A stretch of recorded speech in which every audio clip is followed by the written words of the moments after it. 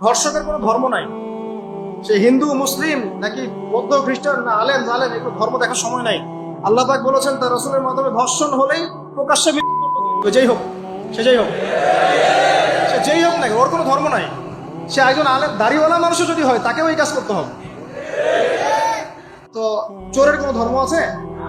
ডাকাতের কোনো ধর্ম আছে?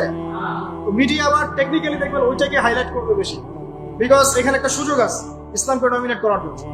কিন্তু সেম ঘটনা কিন্তু অনেক বড় বড় সেকুলার প্রতিষ্ঠানে ঘটেছে, ওগুলো কিন্তু আমরা হাইলাইট করতে দেখি না। এটা আমরা বুঝি ইন্টেনশনটা কি। তবে এখানে একটা বিষয় ক্লিয়ার করতে হবে যে পাপ পাপী যেই করুক তাকেই শাস্তির আওতায় আনতে হবে। আল্লাহ পাক তৌফিক এনায়েত করুন বোঝার। এখন এমন একটা সময় চলছে বাচ্চারাও এগুলো থেকে নিরাপদ না। 5 বছরের মেয়ে, 7 বছরের মেয়ে, কয়দিন আগে দেখলাম যে 2 বছরের মেয়ে, নাউযুবিল্লাহ, তার সাথেও নাকি এরকম ঘটনা ঘটেছে, এবং উত্তরবঙ্গেরই ঘটনা এগুলো। আর এগুলো শহরের চেয়ে এখন গ্রামে বেশি হচ্ছে।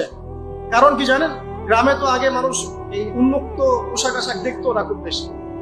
এখন যখন পর্ন চলে আসছে হাতে, বাসায় সব এগুলো দেখছে, তখন গ্রামে দেখবেন ধর্ষণ বাড়ছে না? এটা নিয়ে আমি আলাদা লেকচার দিয়েছি যে কতগুলো ধর্ষণ হয়েছে এই পর্যন্ত। এই বছরই লাস্ট এই বছরই দেখবেন রিপোর্টেড 1337টা রেপের ঘটনা ঘটেছে এই বাংলাদেশে। অ্যালার্মিং বিষয়। আর আমেরিকাতে প্রতি 6 জনে একজন রেপ হয়। আর রেপের রাজধানী হচ্ছে সাউথ আফ্রিকা, ওখানে প্রতি 3 জনে একজন রেপ হয়। তো এগুলা কিভাবে হচ্ছে? Only because of pornography. এটা যদি এখনো বন্ধ করতে না পারা যায়, আগামী ভবিষ্যৎ খুব খারাপ হবে। যেখানে সেখানে মানুষ জেনা করবে, যাকে তাকে রেপ করবে দেখে নিয়ে, বিকজ এটা ভিতর থেকে মানুষকে পশু বানিয়ে দিচ্ছে।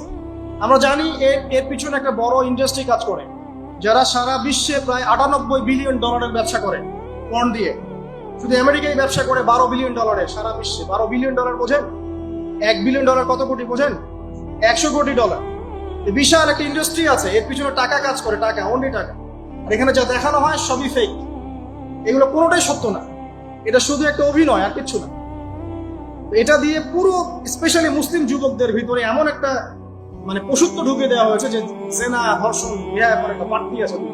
এটা না কমানো গেলে এবং আইনের সুশাসন নিশ্চিত করা না গেলে ধর্ষণ কমবে না, জেনা কমবে না, ইফতিজিংও কমবে না, মেয়েদের অধিকার আদায় করা সম্ভব হবে না। এটা আমার মত। বাকিটা আপনারা ভেবে দেখেন।